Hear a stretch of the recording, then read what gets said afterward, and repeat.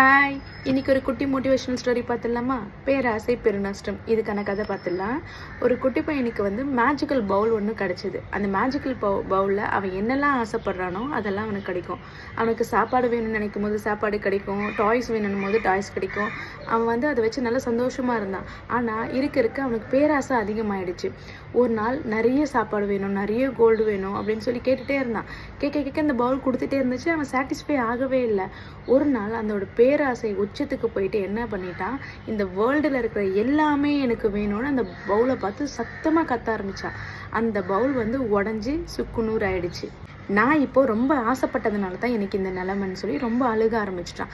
அதுலேருந்து அவனுடைய பேராசையை தூக்கி ஓரம் வச்சுட்டு ரொம்ப ஹார்ட் ஒர்க் பண்ணி அவன்கிட்ட என்ன இருக்கோ அதை வச்சு அவன் சாட்டிஸ்ஃபை ஆனால் மற்றவங்களுக்கும் அதுலேருந்து அவன் ஹெல்ப் பண்ண ஆரம்பித்தான். எப்போ அந்த மாதிரி மாற ஆரம்பித்தானோ அவனுக்கு அந்த ரியல் ஹாப்பினஸ் தெரிய ஆரம்பிச்சிது.